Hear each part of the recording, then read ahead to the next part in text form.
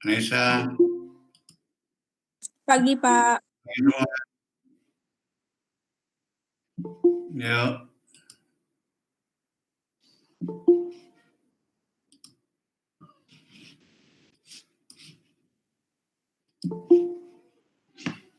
Pagi.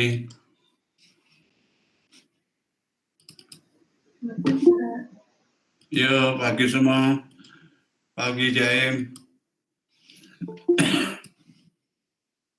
Pagi Fadila, Audrey. Pagi semua, Pak Riki. Linda, Ahmad, Joan.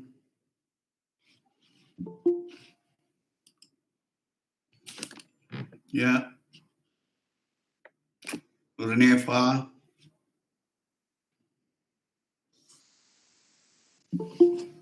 Oke.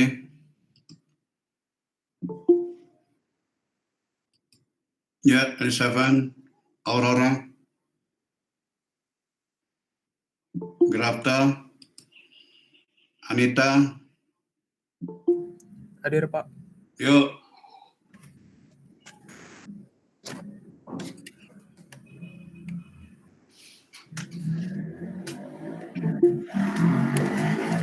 Ya, Afifah, selamat pagi.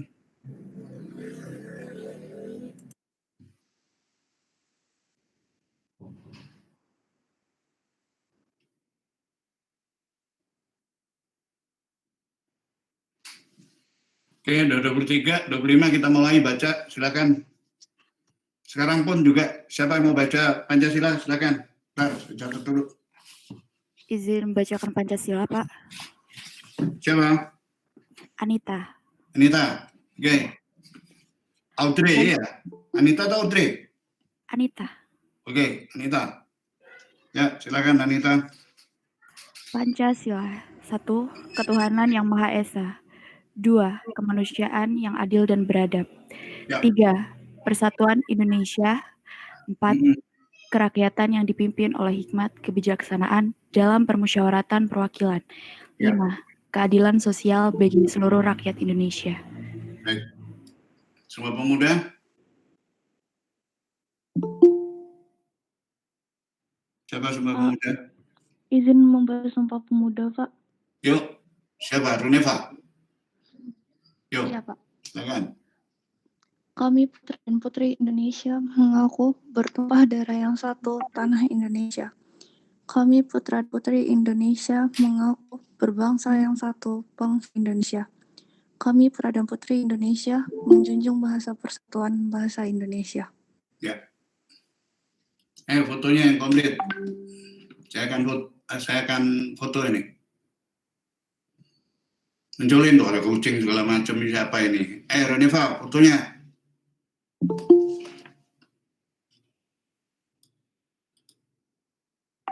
Ayo, foto-foto.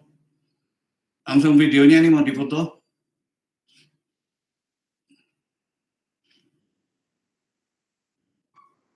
Runeva siapa itu? Runeva Dami. Cepat, jangan logo, jangan pakai logo. Wajahnya. Runeva.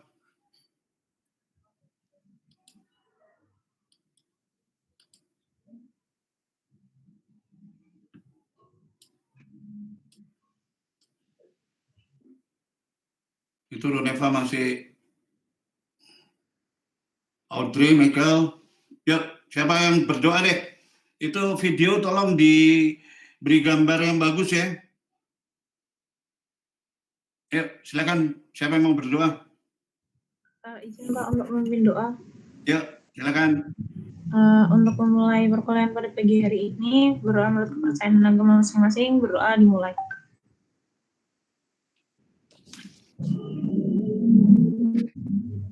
Berdoa dicukupkan. Oke. Selamat pagi. Assalamualaikum warahmatullahi wabarakatuh. Salam sejahtera Om Swastiastu, Namo Buddhaya, salam kebajikan. Sukses selalu untuk kalian. Audrey, mana Audrey? Fotonya Audrey. Ya, sukses kebajikan. Hari ini kita akan memasuki kuliah yang kelima, ya, minggu kelima. Kita akan berbicara tentang idealis. Pancasila sebagai ideologi bangsa. Wah, keren kan? Pancasila sebagai ideologi bangsa. Jadi kalau kita berbicara tentang ideologi bangsa, tentu kita akan membicarakan sesuatu hal yang paling hakiki sekali dari hidup ini, yaitu karena pada hakikatnya semua orang harus punya idealis. Kalau seorang nggak punya idealis, ya buat apa?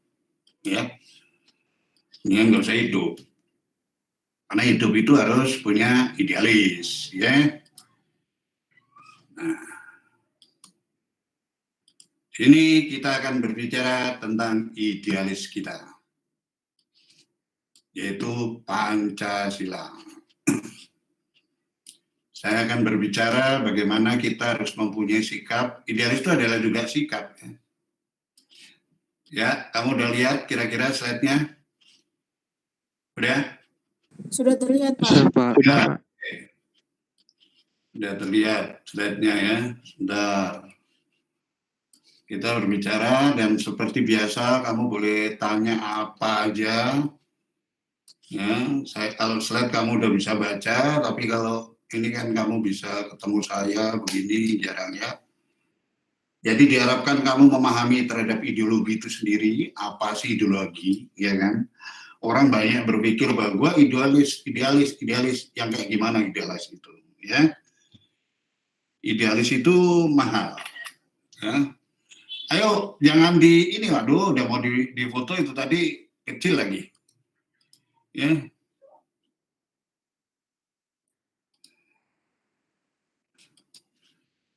Padahal udah bagus itu tadi. Tapi malah mendadak ada yang ini, yang apa, yang ngecilin. Bentar.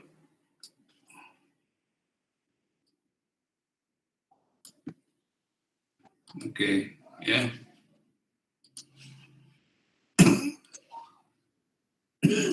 Oke.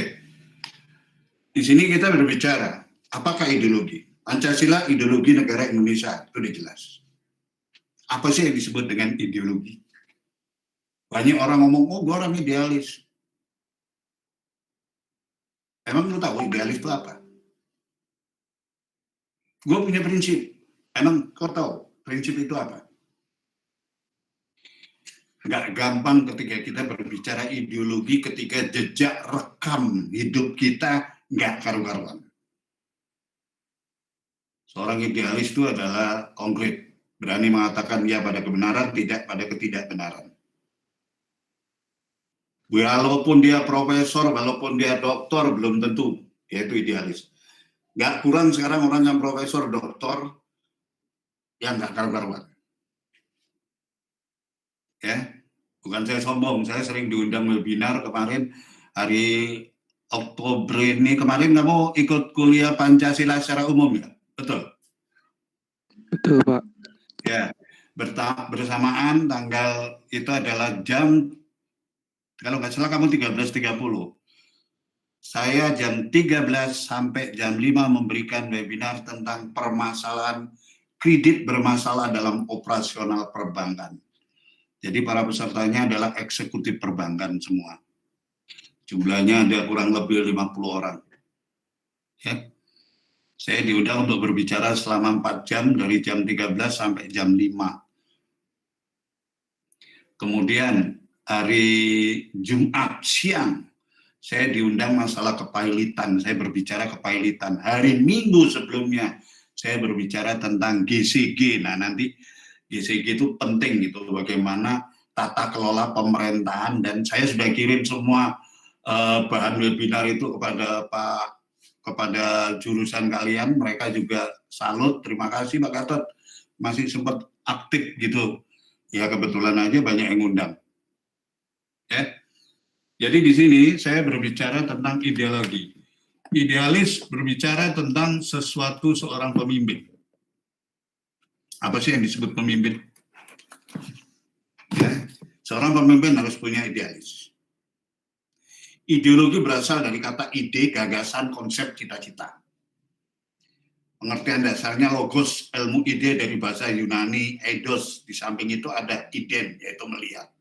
Ideologi secara harfiah, ilmu pengertian-pengertian dasar. Yang paling mendasar sekali. Ya. Kemudian ide dalam pengertian sehari-hari adalah sebuah cita-cita. Cita-cita yang dimaksud adalah cita-cita yang bersifat tetap. Jangan kamu ingat kalau waktu masih kecil kamu ditanya, apa cita-citanya? Oh, aku pengen jadi polisi. Oh, aku pengen jadi dokter. Oh, aku pengen jadi insinyur. Dulu kan kalau cita-cita itu kalau nggak jadi dokter, jadi insinyur. Saya sangat kuat sekali dulu cita-citanya menjadi seorang dokter. Saya tidak goyah, begitu SMP, SMA, saya tetap bercita-cita jadi seorang dokter. Saya daftar di perguruan tinggi juga, dokter. Lulus 72. Bukan saya sombong, kenapa? Saya punya modal dasar yang kuat. Saya SD juara. SMP pernah jadi bintang pelajar se-Jakarta Selatan. Oh, keren kan?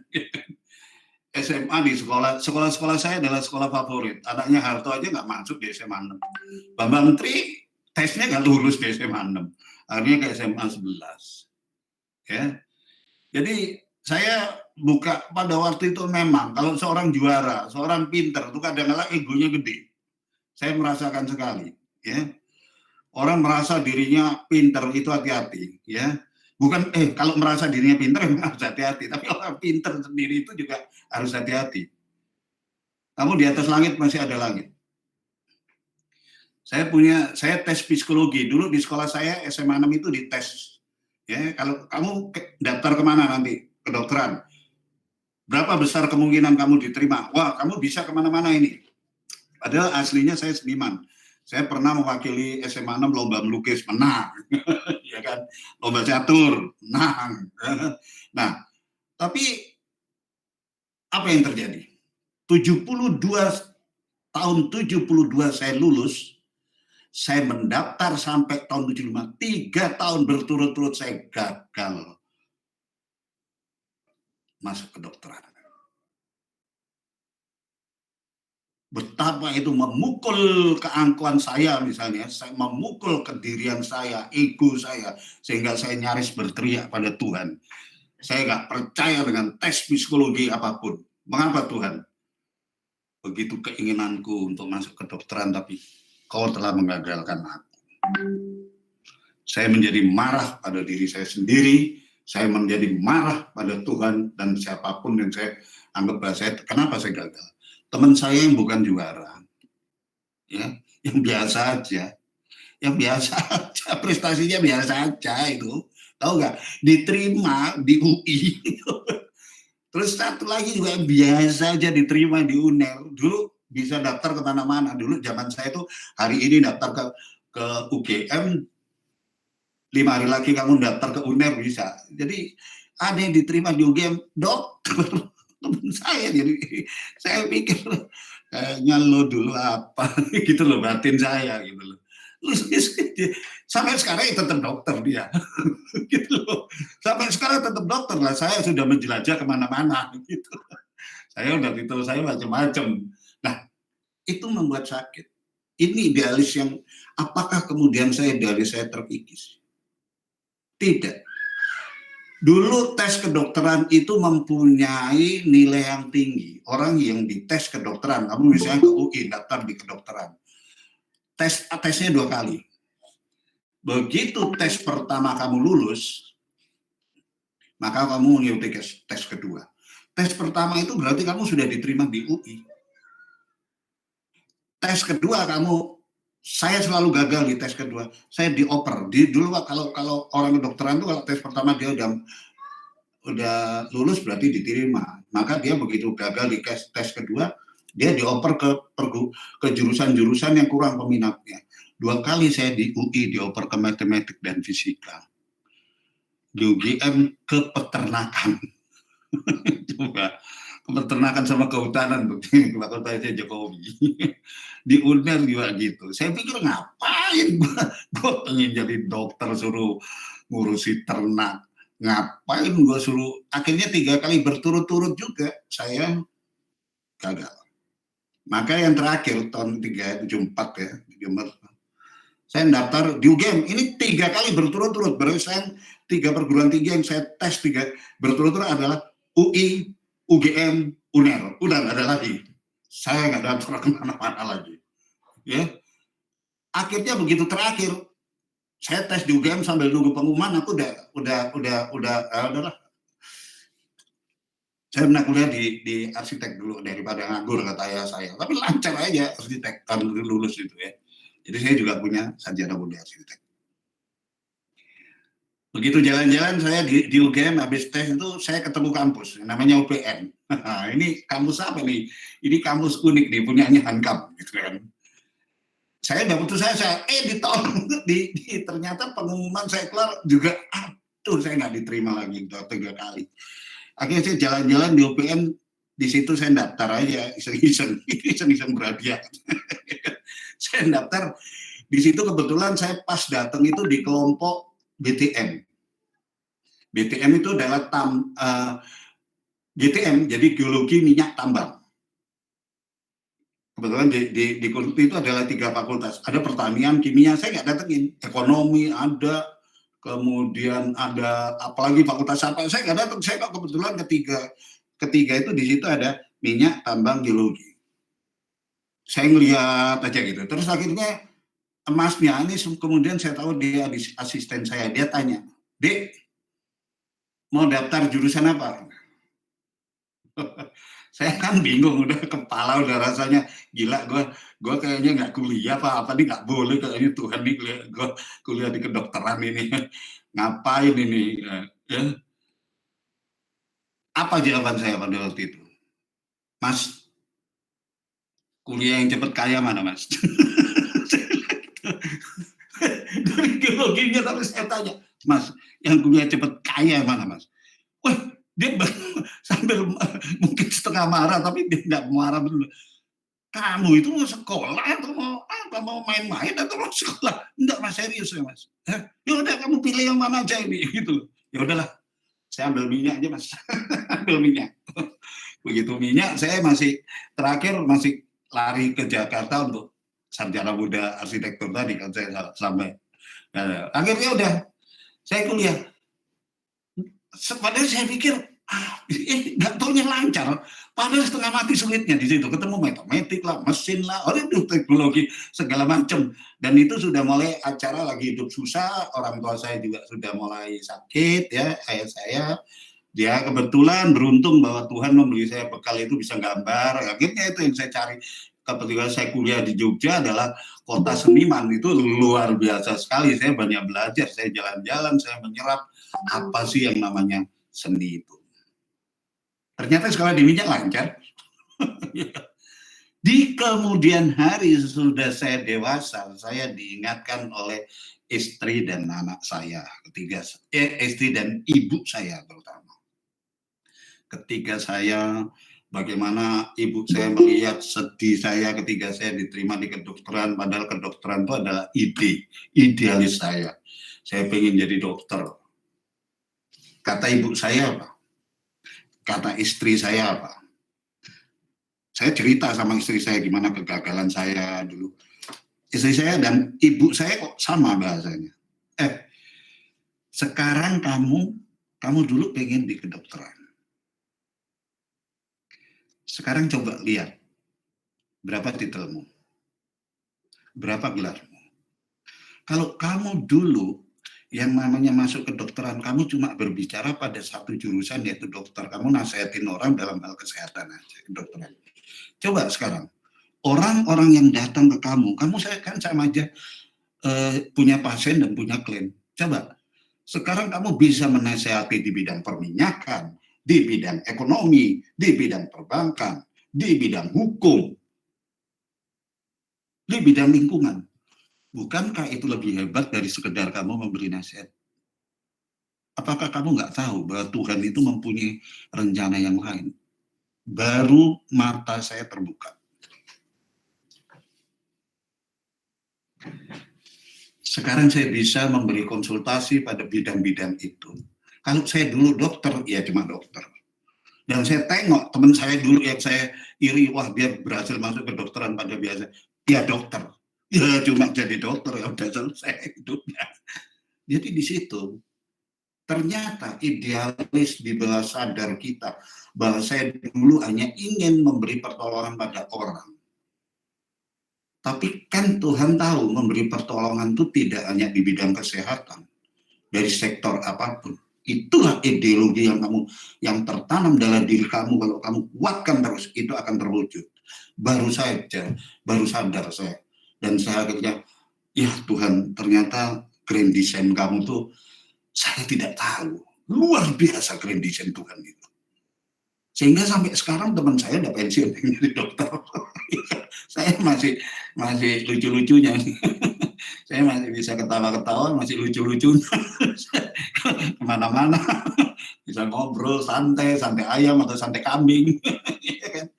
Jadi mikir, makanya saya kalau ketemu teman-teman, lu gila loh, dugal keturutan. Bandel keturutan lu, hari tuanya lu bukan bandel keturutan. Lu mesti udah pensiun kayak, nah, terserah gue mau pensiun kayak. Nah, itu idealis. Tanpa sadar. Sebenarnya kalau kamu mempunyai satu cita-cita, keinginan yang kuat, tidak ada sesuatu yang akan menghalangi kamu. Saya kan waktu itu hanya berpikir, kenapa kalau ditanya orang, kenapa kamu pengen ke kedokteran? Dari om saya, dari kecil, saya peduli pada orang lain. Itu aja, dan saya pikir dokter itu peduli sama orang lain. Sekarang juga banyak juga dokter yang brengsek, minta bayaran gede lagi, ini belum tentu nyembuhin lagi. Tapi pada waktu itu saya pikir adalah bahasa interaksi, saya ingin peduli dengan orang lain. Saya ikut pramuka, saya ikut itu juga bagian daripada kepedulian saya pada orang lain, organisasi apapun. Dan disinilah kata yang tanpa sadar muncul dari nurani kita ini adalah sebuah idealis. Idealis yang saya inginkan adalah bagaimana saya peduli dengan orang lain. Kan tidak di situ peduli dalam bidang kesehatan, tapi peduli dalam orang lain. Makanya Tuhan grand design-nya sesuai. Sekarang kamu tak kasih. Sekarang orang, coba kamu sekarang konsultasi bidang apa aja. Di sini saya baru terbuka, berlinang-linang mata saya begitu saya menemukan kesadaran. Luar biasa. Luar biasa. Ya. Pengertian lebih dalam tentang ideologi dikeluarkan oleh De Tracy pertama kali sebagai sign of ide yang origin sekali, ya. Kemudian dimasukkan sebagai bagian dari usaha membangun kembali lembaga masyarakat pada waktu itu. Ketika orang kecewa kehidupan di kalangan masyarakat begitu berantakan, maka bagaimana memunculkan satu institusi yang harus menciptakan ini itu gitu loh, ya. Ideologi dalam perkembangannya melalui pertentangan dan pelecehan dari beberapa tokoh. Napoleon Bonaparte mengejeknya bahwa ideologi adalah berkonotasi negatif, lamunan dan ilusi, itu khayalan. Sama aja, lu khayalan lu tuh pengen jadi dokter, lu gagal. Lu gak berhasil. Saya udah biasa gitu. Kalau saya punya om tuh dokter, dan dia, wah kalau ada ponakan saya ke dokter, bagus itu. Kamu harus, kalau bisa masuk ke dokteran, harus dokteran. Ada berapa om saya yang dokter gitu. Ya tapi, ya udah. Emang jangan-jangan Tuhan sudah mikirnya sudah jauh, jangan-jangan kamu itu kalau kedokteran nanti celamitan tanganmu ketemu pasien yang cakep-cakep kamu pacarin itu nggak bagus, sudah dijaga itu sama Tuhan. Jadi Tuhan itu sudah maha menjaga gitu. Menjaga. Udah kamu brengsek kamu nanti kalau jadi dokter. Ya udah mendingan nggak usah lah. Saya kadang-kadang ketawa sendiri, tapi bukan berarti begitu. Dari mempelajari ketika saya di Jogja, saya mempelajari apa yang disebut dengan spiritual Jawa. Orang bilang kejawen, padahal bukan ya. Ya spiritual juga dengan melalui pendalaman Islam. Maka tanpa sadar waktu itu ketika saya mahasiswa malah banyak teman saya yang kalau lagi sakit datang minta bantuan. Banyak orang yang minta tolong kalau sakit. Nah, Jadi akhirnya jadi dokter nggak resmi. Ini salah-salah orang bilang saya dukun, padahal enggak. Saya hanya dari kata-kata saya aja, saya kasih tahu begini, ini gini, semangat, saya beri semangat. Karena dia sembuh, nah itu kan alhamdulillah, bener nggak? Oh, saya nggak ngasih resep kok, apalagi minta bayaran. Ya. Nah, Napoleon mengatakan bahwa itu adalah ilusi. Karma menganggap ideologi sebagai kesadaran palsu, cuma omong kosong, angan-angan, ya. Angan-angan, keinginan yang aneh-aneh. Ya. Sigmund Freud yang dari seorang psikolog mengajukan rumusan ideologi sebagai suatu ilusi yang memperdaya, yang pada akhirnya menyudutkan manusia dalam ketidakberdayaan, dalam distorsi. Banyak orang mengungkapkan bahwa ideologi aja pada waktu itu dianggap pendapat Marx perlu dicermati. Pendapat Marx ini agak unik nih, orang satu ini. Marx mengandaikan bahwa kesadaran tidak menentukan realitas. Jadi dia juga mengatakan bahwa kesadaran kamu itu tidak menentukan realitas, tapi realitas material yang menentukan kesadaran. Jadi bahwa kesadaran kamu sekarang ini tidak menentukan realitas yang harus kamu temui, tapi realitas yang harus kamu temui itulah kemudian menimbulkan kesadaran dari dalam dirimu untuk apa dan yang harus saya lakukan. Realitas masyarakat adalah cara-cara produksi barang dalam kegiatan kerja ideologi, timbul kerja material yang terbatas. Dengan adanya pandangan dan pemikiran, maka kamu berkhayal, kamu menciptakan sesuatu. Sesuatu itu kemudian kamu jadikan sesuatu yang realitas. Ketika seorang Thomas Edison, mengayalkan tentang sebuah, atau Archimedes, tentang berat benda yang dipindahkan sama dengan berat jenis barang itu sendiri, itu adalah berawal dari sebuah khayalan, dari sebuah ide. Segala sesuatu berasal dari sebuah ide. Contohnya, ketika saya berpikir, kenapa yang namanya padi itu harus ditanam di sawah? Bisa nggak padi ditanam dalam media lain? Dan itu mengganggu saya, pikiran saya. Akhirnya saya wujudkan kenapa saya bisa menanam padi di ember. Nah, itu yang petani pun nggak terpikir gitu untuk nanam padi di ember, ya kan? Dan itu adalah ide yang selalu berkembang. Maka kamu harus membiarkan ide-idemu itu berkembang, tapi jangan belayang, ya kan? Asal jangan diisi pikiran yang mesum. Nah, ini yang konyol, ya kan? Jadi kamu mungkin berpikir positif.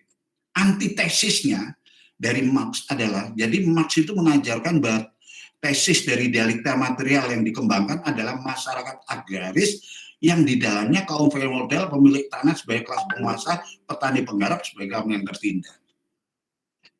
Itu yang mulai berpikirnya kelas sosial yang kemudian muncul aliran Marxisme dari Marx.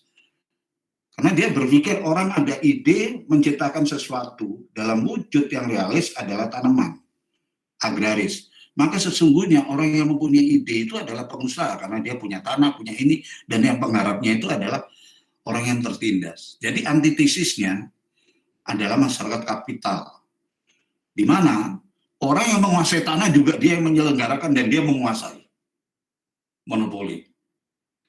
Dan inilah yang akhirnya menciptakan aliran-aliran yang disebut dengan aliran komunis dalam Marx. Ya.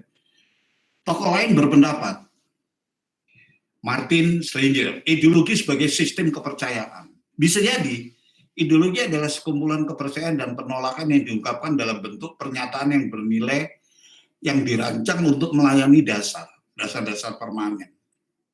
Bisa sesuatu yang muncul dari dalam diri kamu. Ya. Misalnya di sini ada ideologi fundamental, persepsi moral, penolakan, implementasi, persepsi teknis, ideologi operatif, dan lain sebagainya. Jadi kamu bisa baca. Lalu beberapa tokoh pemikir Indonesia yang menuliskan tentang ideologi, sastra prateja, ideologi adalah seperangkat gagasan pemikiran yang berorientasi pada tindakan dan diorganisir menjadi satu sistem yang teratur. Seperangkat gagasan dituangkan dalam bentuk real diorganisir. Itu menurut sastra. Oke, kita kaji lagi. Surjanto, Suryanto, ideologi adalah hasil refleksi manusia berkat kemampuannya menjaga jarak dengan dunia kehidupannya. Artinya apa? Begini, yang dimaksud Suryanto. Refleksi dari akibat kamu bisa menjaga keseimbangan tentang objektivitas dan subjektivitas. Jadi kamu tidak mudah terpengaruh, oh cantik. Orang bilang, oh dia cantik, kami ikut cantik. Ketika orang-orang mengatakan, oh dia cantik, saya tidak akan otomatis langsung mengatakan cantik. Loh, tergantung. Boleh dong saya menilai dari sisi apa kecantikan itu. Ya, nah inilah jaga jarak. Mubiarto, ideologi adalah sejumlah doktrin atau kepercayaan dan simbol-simbol sekelompok masyarakat atau bangsa yang menjadi pegangan dan pedoman untuk mencapai tujuan dari masyarakat itu sendiri. Ya, lalu Carmen, jadi kontradiksi ideologi ini ada Carmen ya. Carmen, dia mengatakan gini, Carmen, dia berusaha mengeliminasikan elemen negatif dari ideologi dengan mengajukan konsep ideologi total. Jadi dia berusaha membela ideologi yang dianggap negatif itu. Dia mengatakan bahwa itu, kalaupun ideologi itu dianggap sebagai suatu angan-angan, tapi ketika angan-angan itu kemudian divisualkan, kenapa enggak? Pada waktu itu akan sulit, ya, orang-orang seperti itu, ya. Kemudian Antonion Gramsci bahkan menolak elemen negatif ideologi meskipun dia seorang Marxis, ya. Ia memiliki ideologi dalam term ideologi yang bersifat arbitrary dan ideologi yang bersifat organis. Dia memisahkan lagi bahwa tidak semua yang namanya ideologi mempunyai elemen negatif, ada juga elemen positif. Kemudian saya sebagai dosen kalian, menurut saya, ini dalam buku saya 2012, buku tentang Pancasila. Sebentar, aku cari buku Pancasila.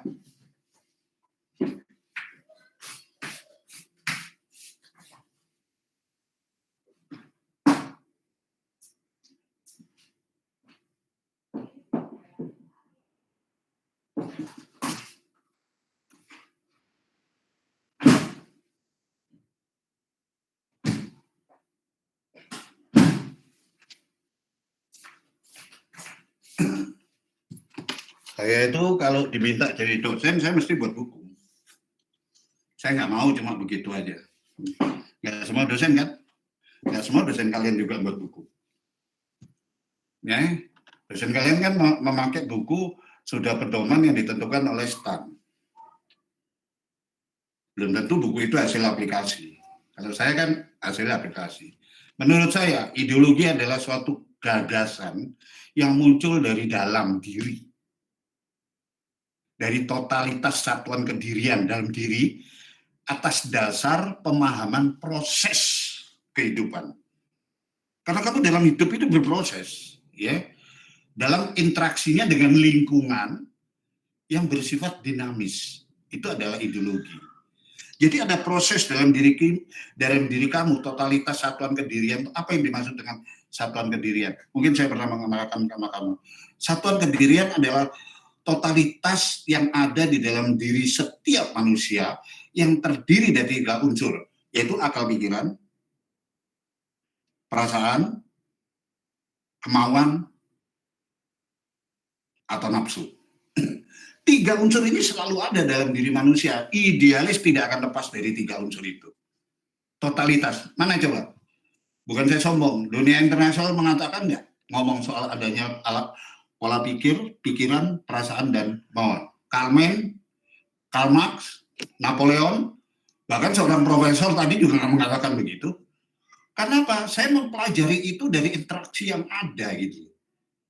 Manusia ini selalu terdiri dari unsur akal pikiran, perasaan, kemauan. Ini diminta peran dan ini adalah perasaan. Dan 3 unsur ini harus menyatu. Kamu tidak akan hanya berpikir aja, tapi tanpa punya kemauan. Kamu tidak mungkin hanya dikit-dikit berperasaan aja, kamu pikir-pikir, tanpa kamu melakukan tindakan yang disebut kemauan. Kemauan itu action. Tapi kamu punya kemauan aja tanpa dipikir, jadi apa? Inilah yang saya katakan bahwa satuan kedirian dari akal pikiran, perasaan, dan kemauan itu kemudian menyatu menjadi dua unsur, yaitu apa? Pola pikir, sikap tindak. Artinya, kalau kamu melakukan suatu tindakan, itu harus kamu pikir dulu. Nggak mungkin kamu bertindak dulu, mikir belakangan. Kesatuan jadi 3 unsur tadi jadi 2, yaitu pola pikir dan sikap tindak. Kemudian menjadi 2 ya.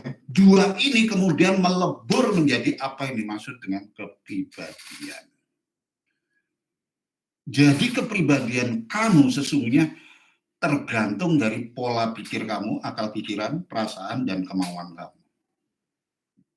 Dan 3 unsur itu yang saya sebut satuan kedirian harus serasi, selaras, seimbang. Ini ada buku saya nih, Pancasila. Ya. Saya ngajar di beberapa perguruan tinggi pakai buku ini. Buku ini kecil, tapi padat. Dan ini aplikasi semua. Saya tidak berbicara tentang teori yang muluk-muluk. Tidak akan esensi segala macam saya sebut, nggak ada. Kan nanti di buku materi kamu, maaf, dari Stan banyak esensi ini, esensi itu nggak penting buat saya. Buat saya esensi, refleksi, segala macam itu. Yang penting buat saya bagaimana kamu memahami, mengimplementasikan apa yang dimaksud dengan ketuhanan yang Maha Esa. Itu buat saya yang namanya pendidikan Pancasila itu. Nggak usah berbicara lebar panjang lebar ketuhanan yang Maha Esa merupakan bagian dari refleksi dari itu. Nggak. Kamu perdalam aja. Kalau kamu merasa diri kamu berketuhanan dan kamu merasa sebagai orang Indonesia, kamu menyebut sila pertama adalah ketuhanan yang Maha Esa. Sekarang saya tanya, kamu kenal Tuhan nggak? Kamu paham nggak dengan Tuhan? Begitu gampang kamu mengucapkan ucapan Pancasila 1, ketuhanan yang Maha Esa, kemanusiaan yang adil dan beradab, persatuan Indonesia, kerakyatan yang dipimpin oleh hikmat kebijaksanaan dalam pengurusan, kelima keadilan sosial. Oke, kita mulai basic pertama dulu, ketuhanan yang Maha Esa. Sadar nggak kamu tentang apa makna ketuhanan yang Maha Esa? Kamu ada buku pegangan dari Stan, kamu buka, ada nggak makna yang paling hakiki dari ketuhanan? Jadi akhirnya sebuah buku isinya hanya apa? Tentang teori. Maka padahal seorang pemimpin itu penting memahami tentang idealis. Maka dalam buku saya yang kedua, ya, saya membuat buku yang judulnya ini cepat, ini booming waktu di Gramedia, ya, masih di plastik di tahun 2003 muncul. Kepemimpinan dengan Hati Nurani. Cilakanya buku saya ini buku ini ya ada yang bajak. Bajak judulnya sama, tapi covernya berbeda. Ini buku saya, ini bajakan ini, lihat judulnya. Kepemimpinan dengan Hati Nurani, ini buku. Ini karangan siapa? Dr. Andes Haryadi MN. Si pembajak ini gobloknya nggak ketulungan. Gimana? Riwayat hidup yang ditulis di belakang, ini adalah punya saya. Jadi gimana ya? Bajak nggak tanggung-tanggung. Cuma tinggal namanya aja yang dirubah. Dia mengatakan di sini nih, saya baca nih. Ya. Jadi saya juga sebenarnya juga mau muntah rasanya. Coba gimana coba? Dia mengatakan bahwa seorang ini ya bahwa bertitik tolak dari pengalaman bekerja di berbagai perusahaan, yaitu perusahaan minyak asing, konsultan perusahaan minyak, konsultan manajemen, konsultan lingkungan, lawyer. Mana ada yang namanya Dr. Andes Haryadi MM lawyer itu dari mana? Itu gelarnya. Dr. Andes Haryadi MM lawyer. Kapan sekolah hukumnya? Ini pelek banget di situ. Kerja di perminyakan, kata ini. Buset, nggak tahu tanggung banget gitu. Ini gara-gara gara-gara saya menemukan pemalsuan ini pada waktu saya di Gandaria City sama istri saya di Telkomsel, tiap hari. Kebetulan istri saya, Pak nanti aku di Gramedia ya, depan gitu keluar gitu. Begitu keluar, istri saya baca buku ini nih. Ini belum keluar, baca buku ini. Padahal ini udah saya keluarkan dalam bentuk masih udah untuk kalangan akademisi ya. Istri saya baca gini. Begitu baca, dia bilang sama saya, Pak, ini buku bagus banget deh, tapi gaya bahasanya persis kayak Papa deh. Saya bilang, oh iya, hebat juga Bang. Gitu. Coba aku lihat. Begitu saya lihat judulnya aja, saya sudah langsung, kayaknya ini buku saya, jangan-jangan gitu kan.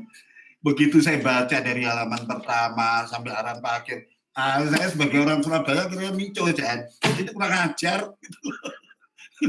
Ini buku saya, ini bukan. Akhirnya saya telepon di Gramedia itu gede itu di Gancit. Manajernya siapa? Ini buku palsu, saya pengarangnya, tapi bukan ini. Saya telepon langsung, kebetulan di belakang ini ada penerbitnya, saya telepon langsung penerbitnya di Jogja.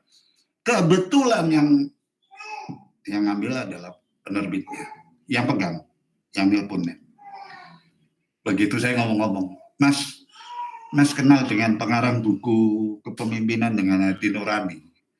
Oh iya Pak, tahu alamatnya? Enggak Pak, kita hanya dapat nomor telepon. Jadi dia kebetulan waktu itu naskahnya diberikan ke kita, terus kita bayar, terus dia pergi gitu. Oh gitu aja? Iya Mas. Oh begitu ya. Tahu nggak Mas? Saya panggil Mas, panggil Pak karena orang Jawa. Buku itu karangan saya Mas. Karena kebetulan saya ngadakan pelatihan di Jogja gitu, nah, dan beredar materinya. Kaget dia. Yang betul Pak. Kalau nggak percaya saya kasih tahu aslinya. Itu plek Mas, coba dibaca. Mana ada dokter Andes pengacara. Kerja di perusahaan ini. Udah coba ditelusuri alamatnya. Memang nggak ada Pak alamatnya. Nah, wah bucet dia. Wah lalu bagaimana? Ya tolong beritahu sama Gramedia ini manajernya Gramedia, dia ada di sebelah saya, supaya segera dihentikan. Langsung dia telepon. Sejak hari itu semua Gramedia di seluruh Indonesia, begitu saya lihat di komputer udah laku berapa sih? Gitu loh. Itu harganya lumayan. Gila, udah laku hampir 300-400, oh brengsek juga. Nah, disuruh dari Pontianak di Balikpapan. Langsung saya telepon Gramedia Pusat, saya telepon Gramedia Pontianak, dia bersedia bantu. Jadi terus saya ke Jogja ketemu dengan penerbitnya. Sekarang penerbitnya kebetulan meninggal. Nah, dia akhirnya bilang sebagai tanda saya permohonan maaf saya, wah kalau saya mau bisa tak tuntut sampean, aku batin gitu. Nggak bisa panjang itu urusannya, bisa saya tuntut 100 juta kayak apa gitu. Tapi saya kasihan dia ada penerbit yang bagus. Gitu. Pak Gatot, buku-buku Pak Gatot saya terbitkan. Dikeluarkan aja edisi revisi. Jadi ini namanya edisi revisi. Ya. Ada. Jadi kemudian saya membuat juga hakikat manusia, agama, budi pekerti, dan etika. Muncul kan. Jadi saya juga menceritakan apa nih? Pendidikan kewarganegaraan. Jadi, tapi yang booming itu adalah dua itu tadi. Yaitu ini dan mengolah mata hati melalui relaksasi, meditasi, dan hipnosis. Itu booming pada waktu launching di Gancit. Ya. Nah, idealis sampai akhirnya diperjualbelikan, ya orang bisa tega. Nah, inilah satuan faktor kedirian yang saya cerita kepada Anda. Akal, pikiran, perasaan, kemauan, pola pikir, sikap, tindak, kepribadian, serasi, selaras, seimbang. Apa yang dimaksud serasi, selaras, seimbang? Prosentasenya harus sama, 33/3%, 33/3%, kemauan juga 33/3%. Tapi nobody perfect. Nggak ada orang yang seperti itu imbang. Nabi pun tidak. Nabi pun juga punya kelemahan sebagai manusia. Lalu bagaimana? Apabila tidak serasi, selaras, seimbang, muncul anomali. Artinya, tidak serasi, saya memberi batasan, tidak serasi, selarasnya seberapa? 10%. Saya harus di bawah 10%. Kalau 33, 34, 33, oke, itu belum sampai 10% perbedaannya, boleh. Tapi kalau akal pikirannya 25%, kemauannya, perasaannya 25%, kemauannya 50%, itu dijomplang. Jadi apa yang dimaksud dengan anomali? Anomali ini bahasa saya. Dalam dunia psikologi tidak ada. Dunia psikologi dikenal, anomali ini dikenal dengan terjadinya penyimpangan kepribadian. Penyimpangan kepribadian kalau ekstrim menjadi gangguan, ini gangguan kepribadian berarti ya. Gangguan kepribadian kalau ekstrim menjadi gangguan kejiwaan. Ya. Jadi mulai sekarang karena kamu ikut kuliah saya udah dengar istilah gangguan kepribadian dan gangguan kejiwaan, jangan menggunakan kata termin gila. Itu nggak ada dalam dunia ilmiah. Kalau kamu menganggap yang kamu pikir orang itu gila, dia mengalami gangguan kejiwaan. Basicnya karena gangguan kepribadian. Contohnya apa? Anomali itu. Seperti ini. Penyimpangan kepribadian itu seperti ini. Ada ke atas, ada ke bawah ya. Ada ke atas, ada ke bawah. Ada yang ke atas apa? Yang ke bawah dulu. Yang ke bawah itu apa? Yang ke bawah adalah yang dimaksud ke bawah itu adalah begini. Kalian akan melihat sesuatu yang ini. Kalau kalian melihat orang-orang ini, ada di antara teman-teman kalian, dia posesif, dikit-dikit was-was, dikit-dikit deg-degan, dikit-dikit takut, dikit-dikit merasa bersalah. Ini pendiam, perasa, selalu mengalah, selalu gelisah, merasa bersalah, ketakutan, ragu-ragu, merasa bodoh. Nah, itu juga gangguan kepribadian. Ke atasnya apa?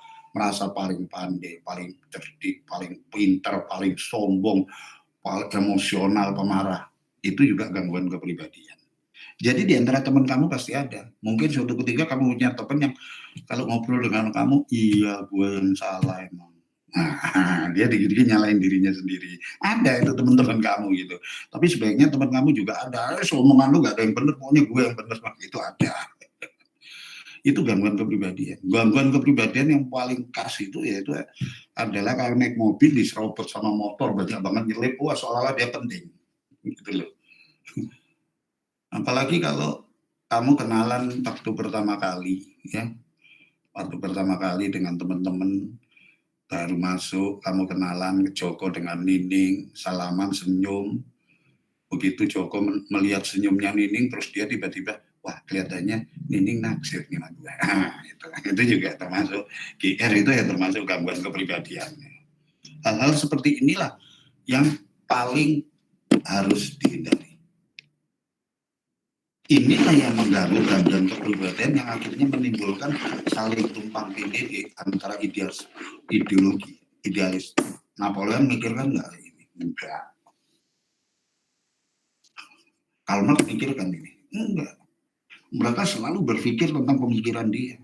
Padahal di dalam diri ada sesuatu elemen yang paling hakiki. Yaitu tadi, Tuhan memberikan akal pikiran, perasaan, kemauan. Maka ketika kalian demo, diajak demo tanpa mikir, terus ngikut. Padahal kalian belum ngerti yang namanya omnibus law. Ini belum dipakai, ini nggak jalan, yang ada emosi. Apa yang terjadi? Begitu ketangkep ditanya, kamu tahu nggak sih omnibus law? Enggak. Hidup kamu itu terdiri dari itu adalah pilihan. Kamu mau emosi, mau keseimbangan. Padahal di luar itu, di konteks 3 unsur ini, akal pikiran, perasaan, dan kemauan. Akal pikiran, perasaan, kemauan. Ini konteks utama yang paling hakiki secara universal di setiap manusia. kamu juga memiliki seperangkat yang disebut dengan apa? Agama dan Tuhan. Padukan antara kamu menganalisa 3 unsur ini dengan saat kamu sholat. Atau saat kamu berdoa di masjid, di gereja, di vihara, di pura. Coba kamu korelasikan dengan unsur akal pikiran, perasaan, dan kemauan. Apa yang terjadi? Makanya saya menjadi heran gitu loh. Kok orang gampang emosi? Bagaimana orang gampang emosi, orang gampang marah, ya kan? Tapi dia tidak pernah merefleksikan keadaan dirinya. Tapi ketika terima duit, terima amplop, dia nggak mikir panjang. Kamu terima amplop, terima aja. Kamu nggak mikir kalau Tuhan itu tidak berkenan. Kamu nggak mikir kalau Tuhan itu lihat. Ya karena kamu udah nggak mempunyai akal pikiran, perasaan, dan kemauan. Yang ada cuma ini aja. Pikiran kamu dan pikiran yang digunakan untuk menghadapi hal yang real. Pikiran yang kamu gunakan menuntut ilmu. Tapi pikiran menuntut ilmu ini tidak kamu sambung dengan perasaan kamu. Makanya kenapa yang namanya akal pikiran itu adanya di sini, di kepala otak. Ya. Jadi kalau kamu suruh ingat, oh ya Tuhan,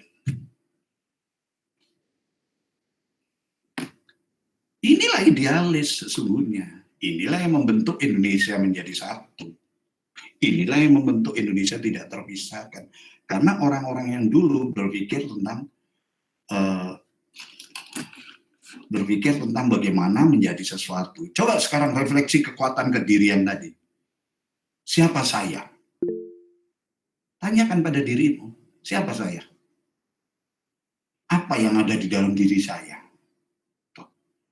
Apa yang ada di dalam diri saya ini apa? Bagaimana saya? Lalu seharusnya bagaimana? Sekarang saya tanya dan jawablah dengan jujur. Kamu itu sebagai manusia adalah hasil dari pergaulan bebas antara bapak dan ibumu kan?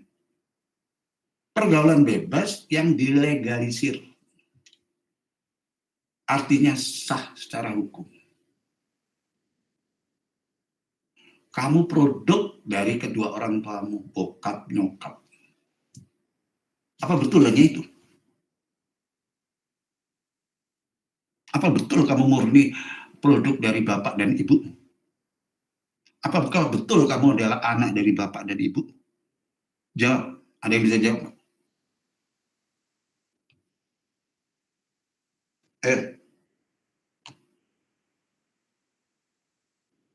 Ini kalau kamu ingin mengenal Tuhan saatnya ini. Saya pernah ngomong dengan pastor, saya pernah ngomong dengan pendeta, saya pernah diminta untuk ngajar di kalangan calon pendeta. Bahkan saya pernah yang namanya Bante Vanjaparu itu saya kenal waktu saya kuliah di Jogja, dia dari kuliah di Gajah Mada. Makanya saya akan tanya sama kamu, apakah betul kamu itu adalah produk putra dari bapak dan ibumu? Jangan berpikir negatif ya. Tidak ada di sini unsur-unsur negatif, penyelewengan atau enggak. Saya hanya bertanya jujur. Apakah kamu hanya produk dari bapak dan ibumu? Senjata. Ayo, aku butuh jawaban.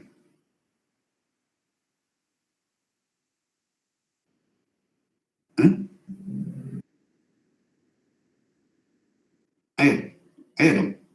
Saya tuh dia jawab ini. Produk dari Tuhan juga, Pak. Nah, ketika terjadi hubungan antara bapak ibu kamu, kemudian terjadi benih pembenihan, produk awal pembenihan itulah yang disebut dengan embrio. Dari bulan ke-1 sampai memasuki akan bulan ke-5.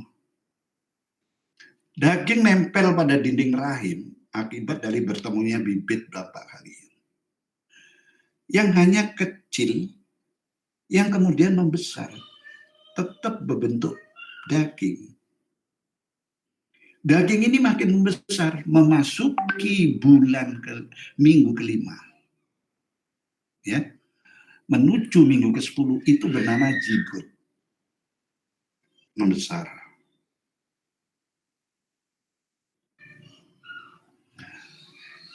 Memasuki minggu ke-10, ya, memasuki minggu 10, itulah yang kemudian disebut dengan janin. Maka ketika memasuki minggu 10, kalau ada dokter diminta untuk menggugurkan kandungan, mesti hang abs. Dia hang abs. Artinya apa? Artinya kamu sudah memiliki HAM. Begitu memasuki minggu ke-10 ini, daging tadi udah besar, timbul tonjolan-tonjolan. Mulai 10 masuk itu. Tonjolan inilah yang adalah kepala ini. Kemudian pada minggu ke-13, ya, dan 14 ini kamu sudah bentuk. Maka disempurnakan, ditiupkan roh ke dalam janin tadi, maka kamu hidup. Berarti saya bilang kepada pendeta, saya juga anak Tuhan. Pikir dengan pikiranmu yang benar, nggak usah emosi, jangan emosi dulu. Saya adalah anak Tuhan. Karena apa? Bukankah Tuhan campur tangan juga? Saya bukan semata-mata murni anak ibu dan bapak saya juga anak Tuhan. Kalau Tuhan nggak ikut campur, saya akan keluar sebagai jasad. Saya keluar sebagai seperti boneka aja.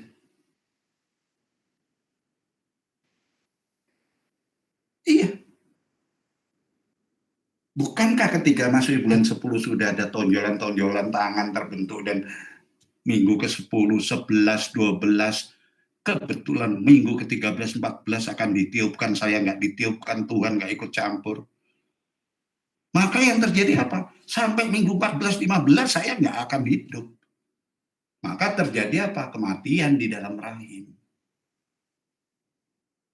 Maka saya keluar dalam wujud apa? Kayak boneka. Bayi yang mati kan kayak boneka, kaku. Udah, karena nggak hidup. Maka beruntung para wanita ini, ya, para wanita ini, bahwa dalam tubuh kalian diberkahi oleh Tuhan. Mengapa? Karena di dalam tubuh kalian ini ada pabrik boneka.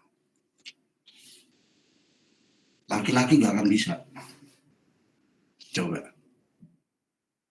Jadi campur tangan Tuhan itu bukankah berarti saya juga anak Tuhan? Atau saya ditiupkan? Maka tanyalah kepada bapak, kepada mama. Kemarin mungkin saya sudah memberitahu kalian. Kapan mama? Apakah mama merasa pada waktu pertama kali Tuhan meniupkan roh ke dalam janin mama? Mama kerasa nggak? Seorang ibu yang berhubungan langsung kali pusatnya dengan anak, maka setiap ada getaran ini, makanya ibu dikatakan surga itu di kaki ibu, karena hanya ibu yang langsung kontak dengan Tuhan. Ketika anaknya ditiupkan itu, yang kerasa siapa? Bapaknya? Enggak. Disitulah perjuangan bertemunya Tuhan sama manusia dalam bentuk rasa, adalah ketika Tuhan meniupkan roh itu melalui ibunya. Lewat mana? Itulah misteri.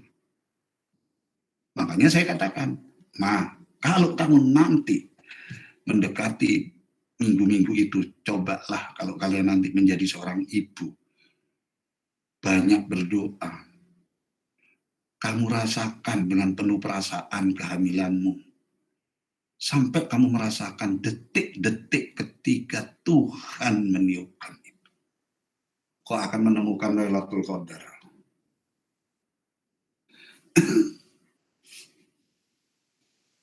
Suatu malam yang itu biasanya malam. Itulah realis. Itu siapa saya, apa yang ada dalam diri saya, bagaimana saya, lalu seharusnya bagaimana. Kalau kamu menanyakan ini, sama aja ingat. Kamu itu anak Tuhan, karena diciptakan oleh Tuhan. Lewat tiupan rohnya. Maka, kemanapun kamu pergi, elemen Tuhan itu selalu ada dalam diri kamu. Dengan kata lain, kamu itu diikutin Tuhan, kemanapun kamu pergi. Karena elemennya masuk dalam diri kamu. Roh itu tidak bernama. Tidak bernama Gatot begitu masuk di tubuh saya. Tidak. Nggak ada bernama. Roh itu yang menempati raga saya, kemudian saya bergerak. Ketika raga saya lahir, maka orang tua saya menamakan Gatot. Tapi bukan kepada roh itu. Kepada total raga saya ini. Maka ketika saya meninggal, maka yang terkubur adalah jasad Gatot. Bukan rohnya. Rohnya udah pergi lagi, udah diambil Tuhan kok. Aku nitipkan kamu, nih tak tiupin. Pada saat aku ingin mengambil, aku ambil. Maka yang dikuburkan adalah jasad. Jasad dari orang yang bernama Gatot. Itu bisa hancur jadi tulang jadi hancur terus kemudian lenyap. Tapi roh itu sendiri kemana? Jangan-jangan kamu bisa melihat itu begitu keluar. Itu tuh Pak Gatot itu lihat pakai jin gitu. Enggak mungkin lah. Jadi keluar kembali kepada Tuhan. Inilah yang nggak pernah dikhotbahkan dalam agama. Entah para ustadz punya kemampuan atau enggak, tapi jarang yang enggak, karena masih terpaku pada dogma di Al-Quran. Sesungguhnya kalau kamu mendalami ini sebagai bagian dari hidupmu, kamu akan ketakutan. Oleh karena itu nyanyian Bimbo itu tepat. Aku dekat, engkau dekat. Aku jauh, engkau jauh. Jarak antara Tuhan dalam Al-Quran adalah sebatas urat leher kamu.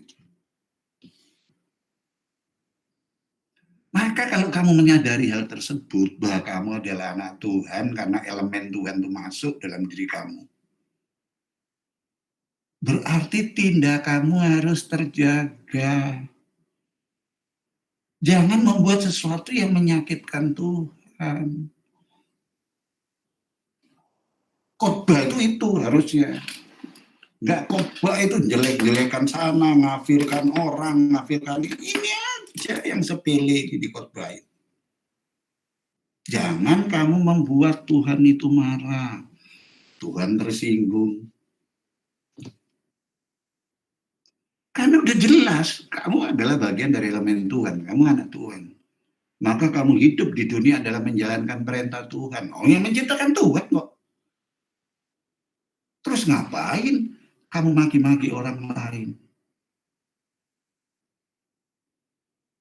Ambil contoh misalnya, itu yang maki-maki Jokowi. Tahu nggak kalau Jokowi itu juga anak Tuhan? Produk Tuhan. Kamu produk Tuhan, jelekan produk Tuhan. Misui, maki-maki, ngumpat. Dengan kata-kata kotor. Berarti dengan kata lain, bahwa kamu beragama, tapi tidak berketuhanan. Jadi di Indonesia ini banyak orang beragama, tapi tidak berketuhanan. Orang mengaku agama banyak, sabrek udah. Tidak ada orang yang mengaku tidak beragama, nanti ditangkap kamu dikira komunis. Tapi yang berketuhanan. Inilah interaksi ke dalam diri, menguliti diri pribadi. Jadi mengetahui hati nurani adalah dengan cara seperti itu. Mengetahui, memahami permasalahan bidang pekerjaan dihadapi, muncul ideologi diri. Ideologi diri inilah yang membimbing kamu. Kamu tidak akan mengalami rekam jejak yang jelek. Walaupun kamu disuap berapapun tidak. Karena Tuhan Maha tahu. Aku menerima suap Anda itu dilihat oleh Tuhan. Ada nggak itu khotbah yang kayak gitu? Saya tanya sekarang. Setiap aku sholat Jumat, sholat apa, kalau udah dengar ada khotbah gitu, saya dengerin kenapa sih khotbah kok selalu agitasi, mengagungkan diri, menganggap dirinya lebih baik, orang lain salah. Kenapa nggak seperti ini didakwahkan? Kenapa nggak seperti ini yang dikhotbahkan sehingga orang semakin dekat dengan Tuhan dan semakin takut pada Tuhan?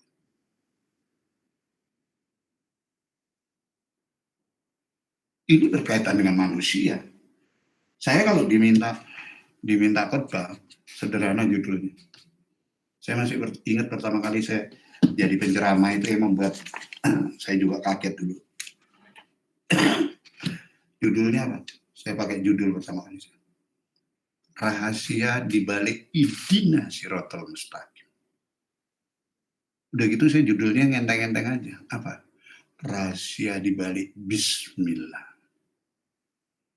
Rahasia di balik Hamdallah. Itu aja. Nggak usah mencuat pakai nyetir surat ini, loncat sana, loncat sini. Isinya cuma apa? Ngotot kenceng di sini uratnya sampai kelihatan. Memaksakan kehendak. Ya, pada hadirin sekalian bahwa sekarang ini adalah petik sedikit aja. Itu yang namanya mengkaji. Jadi mengaji. Nggak usah pakai makan kafir. Adalah kafir yang makan. Diterangkan di bawah. Saudara tahu, di antara salib itu bersembunyi setan-setan kayak dia ngerti aja. Apakah Tuhan mengajari untuk berkata seperti itu? Tidak. Kalau Rasulullah aja, para nabi, mengajarkan tentang kesantunan dan keadaban. Berbicara yang santun kepada yang lebih tua atau apalagi Tuhan. Tapi sekarang ini kayak membentur, jadi khotbah ini yang justru ditunggu-tunggu adalah yang menggelora itu. Yang menguak massa dengan semangat. Buat apa? Tapi satu aja yang sederhana. Ketika kamu mengucapkan Tuhan Maha Tahu itu gimana kamu tahunya? Saya tanya, gimana kamu mengetahui Tuhan Maha Tahu? Ada yang tahu nggak? Tuhan dua, Tuhan Maha Tahu dan Tuhan Maha Kasih Sayang. Ayo, dari mana kamu tahu?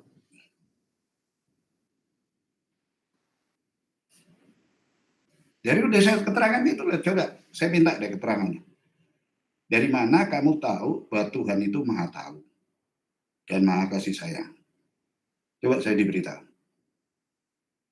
Ada nggak kira-kira? Ayo, bantu aku dong. Kita kan berbicara ideologi ini.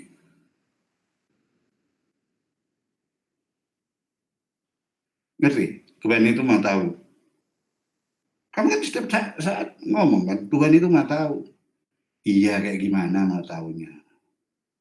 Tuhan itu Maha Kasih Sayang. Iya, ngerti Tuhan Maha Kasih Sayang. Terus gimana?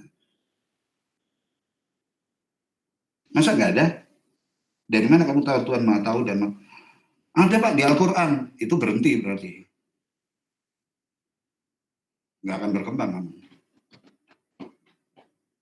Ayo, ada yang rangin? Ayo beranikan aja asal kamu ngomong, nanti saya betulin.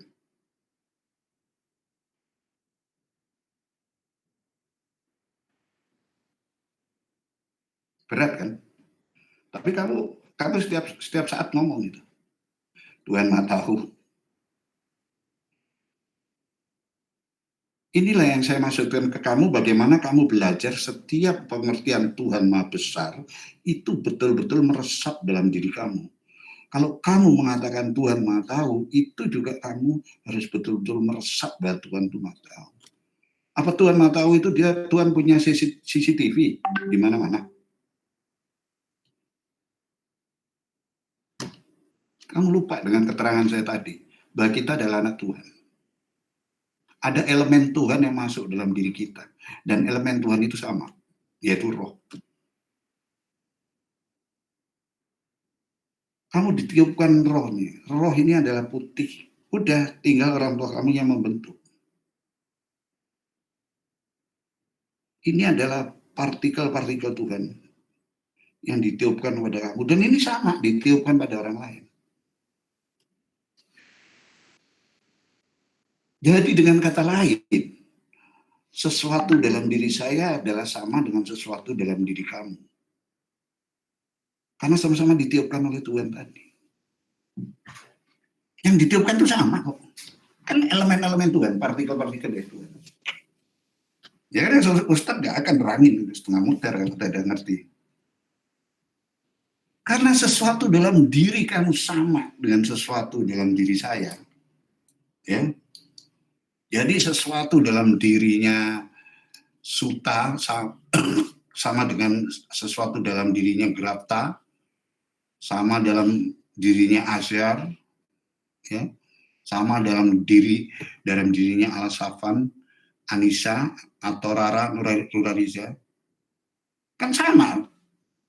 Yang ditiupkan itu emang Tuhan beda-bedain. Karena sesuatu itu sama, elemen yang paling luhur yang ditiupkan.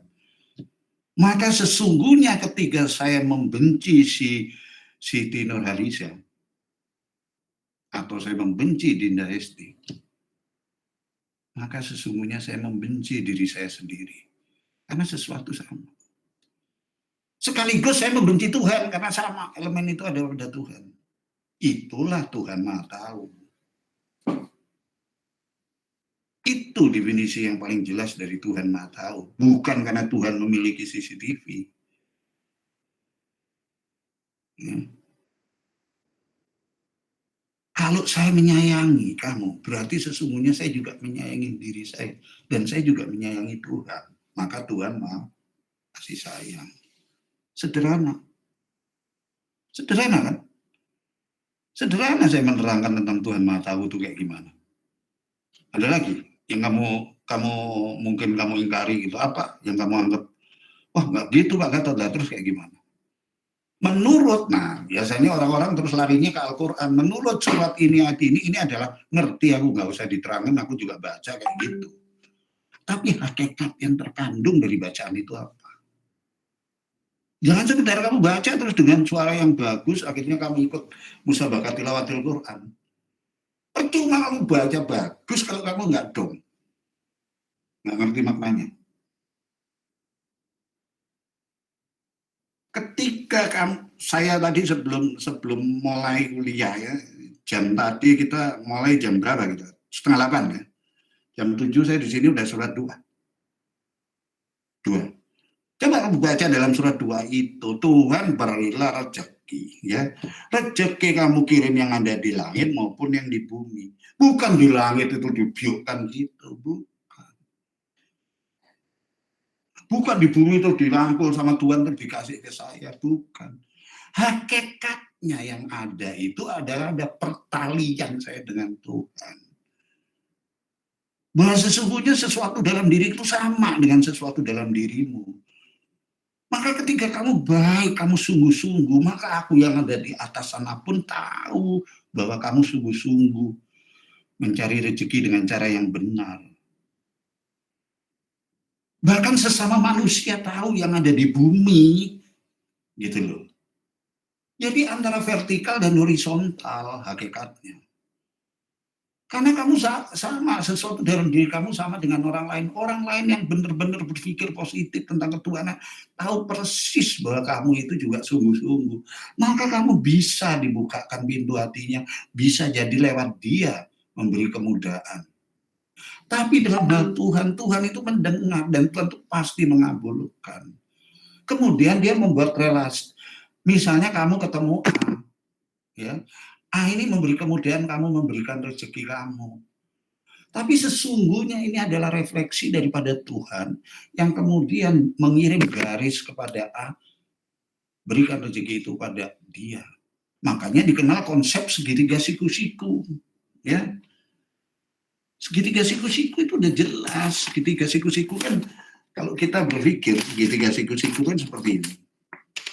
Ya. Nah,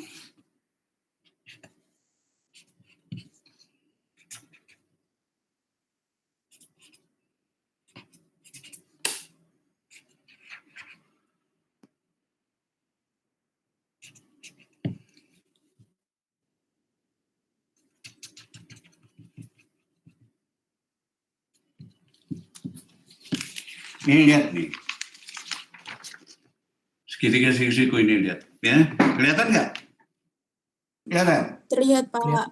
Terlihat. Nah, sudut siku-sikunya ini adalah kamu. Kamu tuh di sini.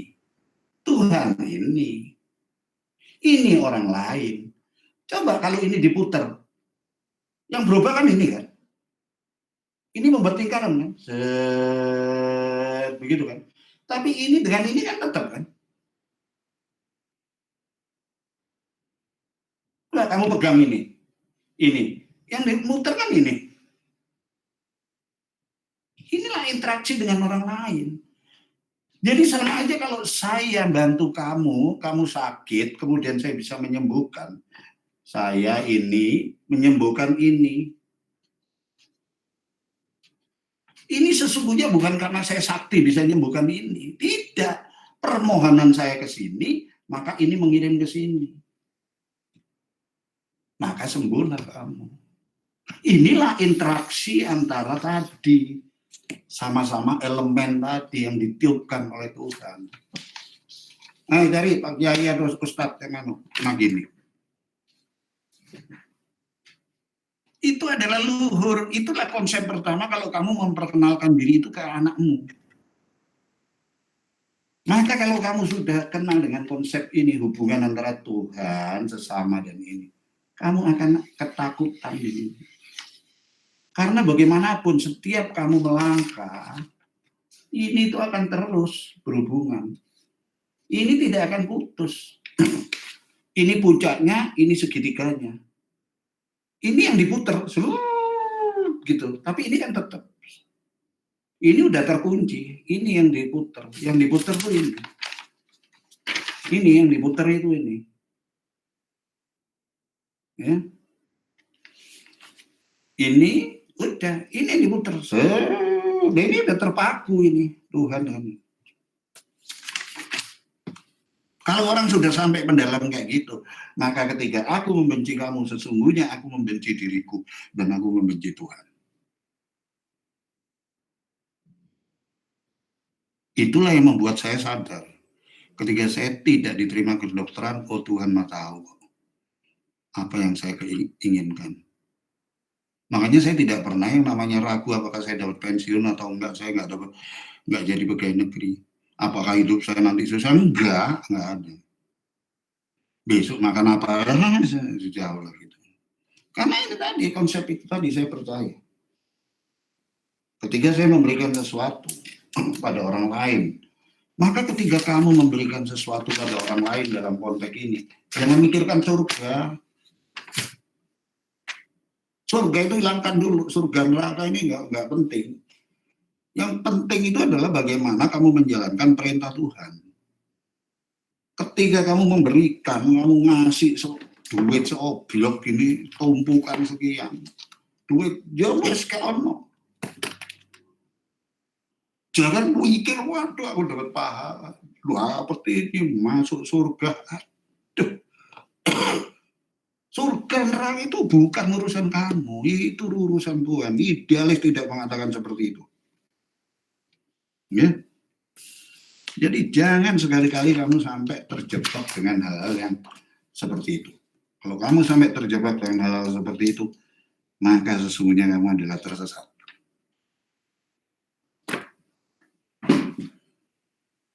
Nggak usah pamrih. Ya, ngasih aja.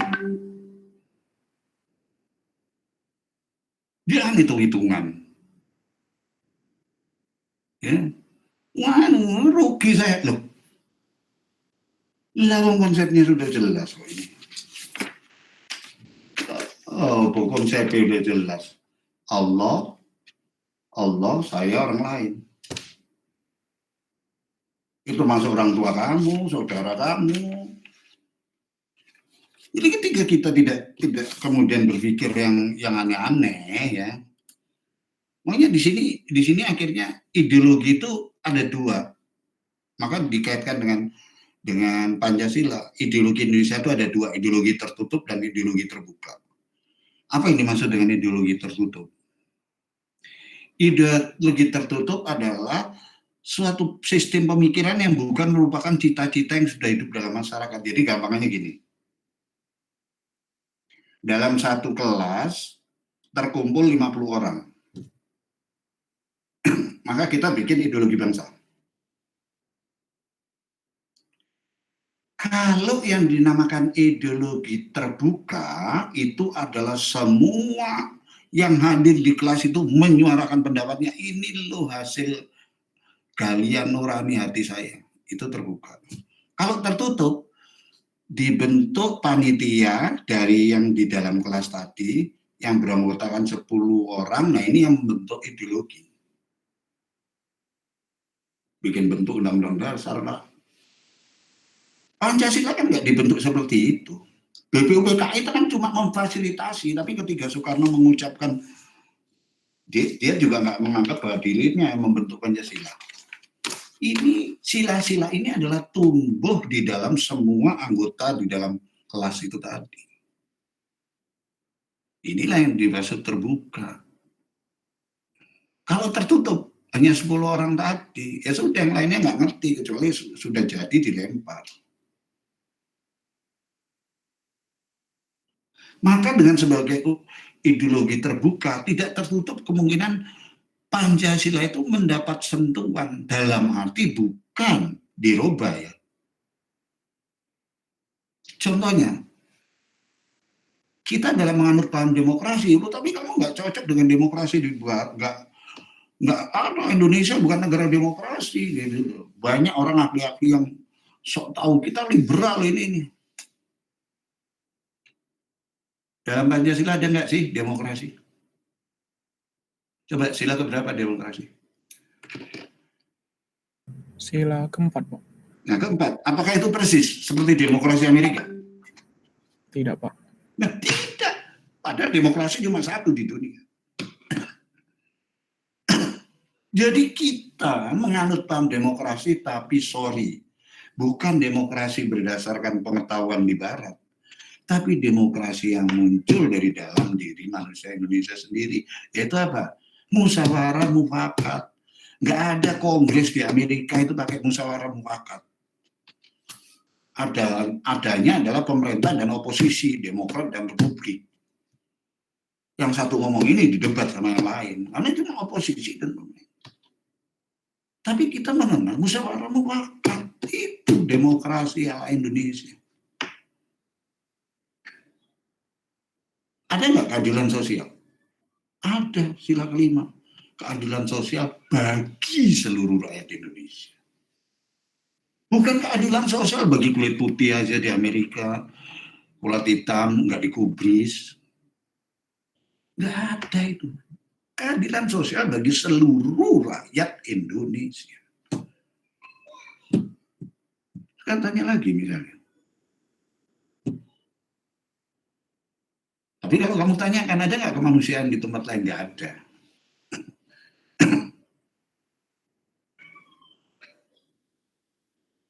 Ya. Ada nggak nasionalisme di Indonesia? Di Pancasila ada nasionalisme nggak? Sila keberapa?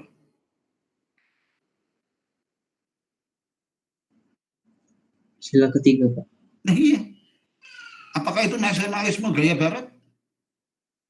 Tidak, Pak. Nggak ada.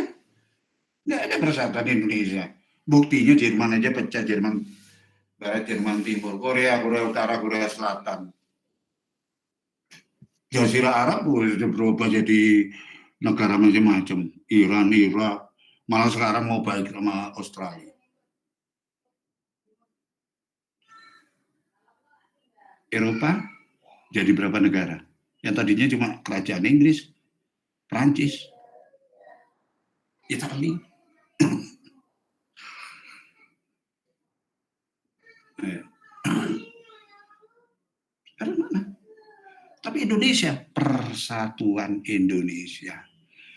Dari Aceh sampai Papua. Bahasanya tercermin dalam bahasa Indonesia. Bahasa Tagalog. Filipina, Pak Gatot itu. Dia bukan bahasa nasional. Itu bahasa yang dimiliki oleh suku Tagalog, suku yang berpengaruh di sana. Urdu, Pak Gatot, bahasa nasional India. Bukan. Urdu itu adalah suku yang paling banyak di sana. Yang berpengaruh. Di Indonesia bahasanya itu jelas, nggak ada yang monopoli. Karena apa? Karena nggak ada suku Indonesia. Yang ada bahasa Indonesia. Suku Indonesia nggak ada. Bangsanya bangsa Indonesia. Nggak ada bangsa Jawa. Bahasanya juga bahasa Indonesia. Lucu kan bahasa Indonesia. Nggak ada suku Indonesia. Itu nggak pernah terpikirkan. Itulah buah dari sebuah demokrat nasionalisme ala Indonesia yang mampu mengikat. Tapi kalau kita berpikir, kamu berpikir bahwa apa ya, hidup itu hanya sekedar bagian daripada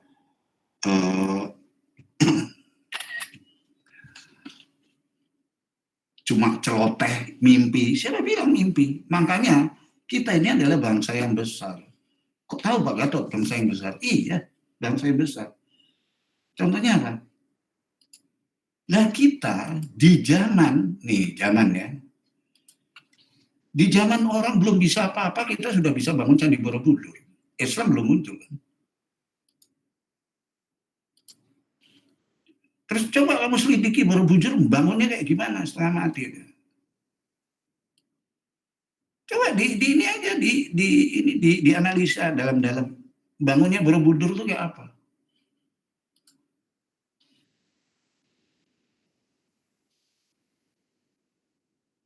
Sampai kapanpun kamu bisa nggak memecahkan misteri bangun Borobudur? Enggak. Orang Barat itu juga nggak akan bisa. Ini menunjukkan betapa hebatnya bangsa ini. Luar biasa, Bu, bangsa ini. Iya.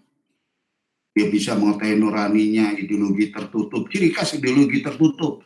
Bukan cita-cita yang ada dalam bangsa ini. Nah, Pancasila sebagai ideologi terbuka.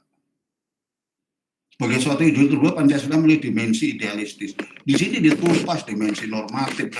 Ini cuma teori. Silakan baca aja deh. Malah saya terangin. Bagi saya yang penting itu adalah implementasinya. Bukan soal teori-teori ini, gitu loh. Ya. Makna ideologi bagi bangsa dan negara, udah saya terangkan tadi. Itu lebih kena. Fungsi ideologi segala macam itu tinggal baca aja. Jadi jangan kemudian kita apa ya? Saya kadang-kala juga agak gamang ya, menyadarkan bangsa ini terlalu terpuruk hanya karena ribut antara sesama. Kamu tidak menyadari bahwa kamu itu bersaudara dengan yang lain, dengan teman kamu, saudara sebangsa setanah air. Mengapa kamu harus memaksakan kehendak? Mengapa kamu harus menganggap diri kamu paling? Mengapa kamu harus memaksakan bahwa kamu, saya itu kan khusus.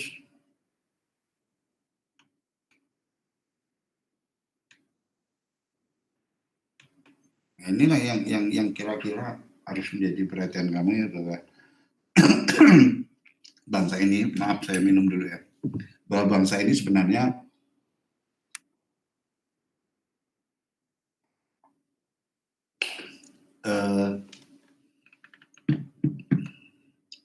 terjadi distorsi. Sekarang saya tanya lagi yang lebih menyakitkan, mungkin kamu juga bisa jawab. Kamu bisa jawab. Saya mungkin udah pernah tanya ini. Duluan mana Tuhan dengan manusia? Jawab. Tuhan, Pak. Tuhan. Benar, semua ini ngomong Tuhan. 30 Tuhan, Pak. Tuhan. Terus yang mengadakan Tuhan itu siapa? Yang ngomong Tuhan itu sapa?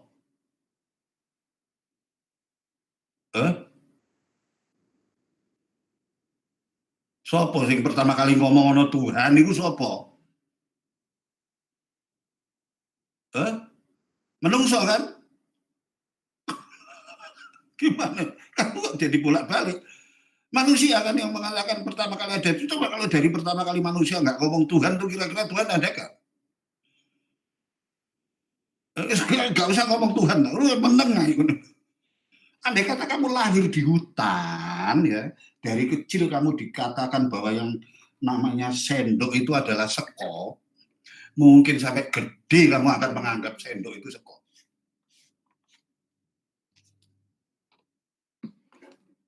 Ini pertanyaan nakal, bisa nggak para ustadz menjawab? Apa relevansinya? Relevansinya justru di sinilah keistimewaan kalau kamu mampu menguak rahasia kedekatan manusia dengan Tuhan. Dan kamu akan semakin takut lagi. Iya ya. Nah, kalau nggak ada manusia kan nggak ada Tuhan juga. Orang nggak nyebut Tuhan.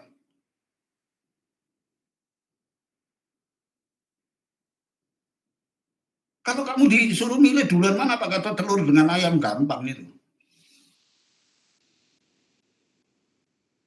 Bukan jangan dibilang saya duluan jawab telur atau ayam, enggak. Pasti duluan ayam. Loh, kenapa? Ayam kan dari telur. Tapi telur untuk menjadi ayam itu kan harus dierami ayam. Itu bahasa inteleknya. Telur untuk menjadi ayam ini kan dierami ayam. Gak mungkin kayak namanya telur ngeramin ayam. Mungkin nggak? Jadi yang mengerami telur itu siapa? Ya pitik. Nah, sekarang Tuhan bukan manusia, coba. Nggak mungkin kan Tuhan tiba-tiba berkata ada manusia. Ya nggak mungkin. Itu dari mana ada? Belum pernah kan dengar kamu menggelegar suara terus tiba, manusia, maka ada manusia. Nggak ada. Tapi ketika orang mengatakan Tuhan itu ada, Tuhan itu maha, itu manusia yang mengatakan. Nah kok lancang manusia mengatakan Tuhan maha kuasa? Ayo, dari mana dia tahu? Tanya lagi saya sekarang. Kalau saya dari itu pertanyaan saya dari SD, SMP, SMA. Makanya setiap pelajaran agama saya diusir sama guru agama saya.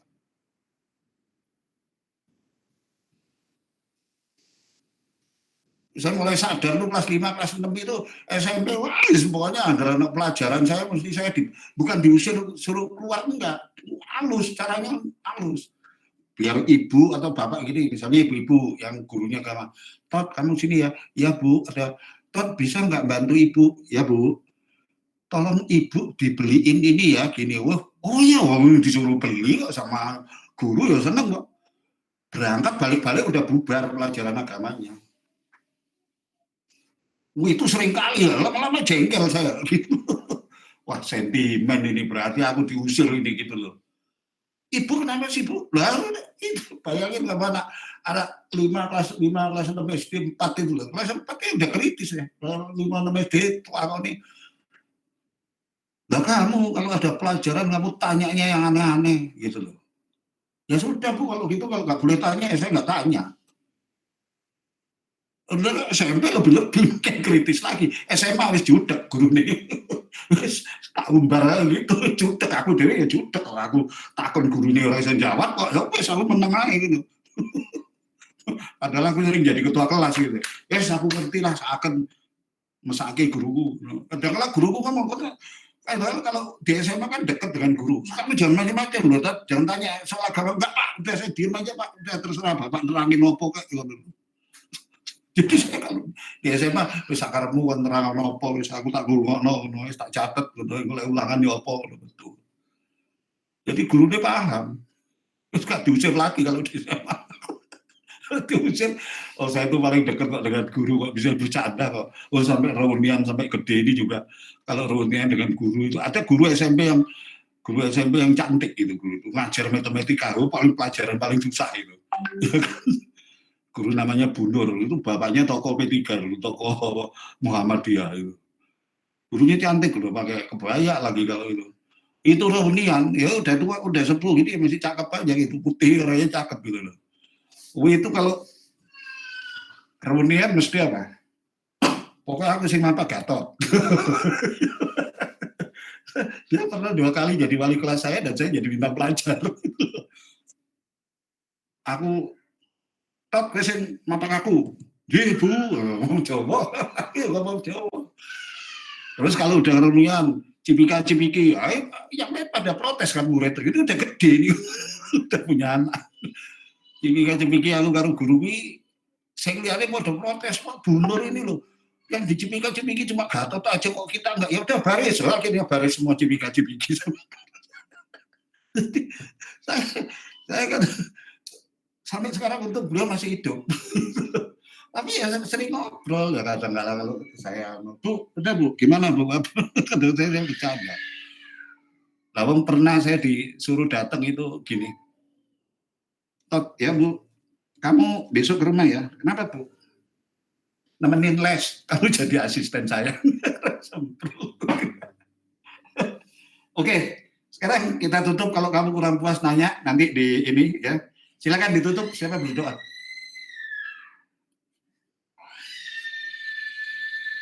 Ayo berdoa, silakan. Ayo, silakan. Siapa yang berdoa untuk tutup kelas? Izin memimpin, Pak. Iya, silakan.